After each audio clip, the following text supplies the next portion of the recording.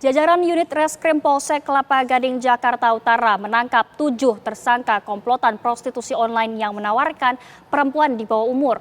Komplotan ini beraksi di sebuah apartemen dengan modus melalui grup aplikasi percakapan.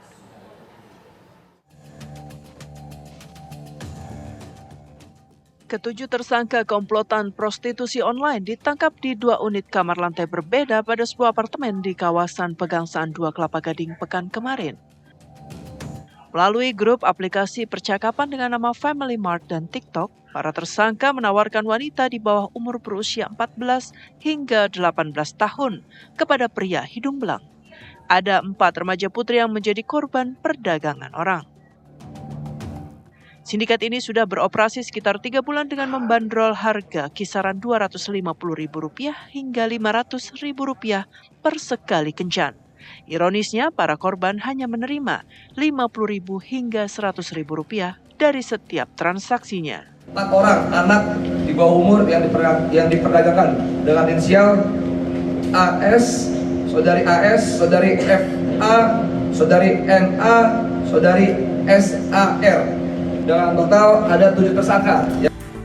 Akibat perbuatannya, para tersangka akan dijerat pasal berlapis Undang-Undang Perdagangan Orang dan Undang-Undang Perlindungan Anak. Dari Jakarta, Dava Akbari, TV One mengabarkan. Dan pemirsa, untuk mengetahui perkembangan kasus penangkapan 7 orang komplotan prostitusi online anak, kita sudah tersambung dengan AKP Kiki Tanlim Kanit Reskrim Polsek Kelapa Gading. Selamat malam, Pak Kanit. Selamat malam, Mbak. Ya, Pak Kanit, ini 7 tersangka punya peran masing-masing apa saja dan bagaimana dengan muncikarinya? Ya, jadi saya menjelaskan setiap tersangka ini punya perannya masing-masing. Mucikari dalam hal ini kita sebut sebagai joki. Joki ini tugasnya mencari tamu, mencari pelanggan untuk para korban. Jadi dari ketujuh tersangka itu, tersangka FA itu berperan sebagai joki atau yang menawarkan korban kepada para tamu. Kemudian tersangka AP yang berperan sebagai penjemput tamu di lobi, kemudian mengantar ke kamar TKP. Kemudian tersangka EF yang berperan sebagai bendahara yang menerima pembayaran dan membagikan uang kepada korban maupun keuntungan dari joki tersebut. Kemudian tersangka LA berperan juga sebagai orang yang menjemput dan mengantar tamu. Tersangka HB berperan sebagai joki yang mencari klien. Dan tersangka AAF sebagai joki sekaligus bendahara, dan tersangka MA berperan sebagai penjemput dan pengantar tamu.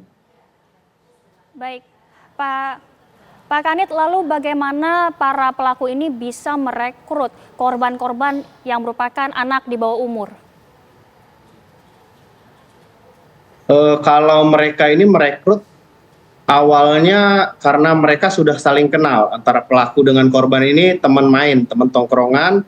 Kemudian si pelaku ini tahu kalau korban juga biasa menjajakan diri, jadi menawarkan kerjasama. Pelaku menawarkan, ayo kita bantu cariin tamu, ntar bagi hasil. Baik, lalu bagaimana Pak dengan kondisi 4 remaja putri yang menjadi korban tersebut? Pada saat ini 4 korban sudah kami serahkan ke Kementerian PPPA untuk didampingi dan dilakukan pembinaan psikologis, trauma healing, dan lain sebagainya, Mbak. Baik, Pak Kanit, terima kasih banyak Pak telah menyempatkan waktunya di malam hari ini untuk berbincang bersama kami di Kabar Utama. Selamat malam, Pak.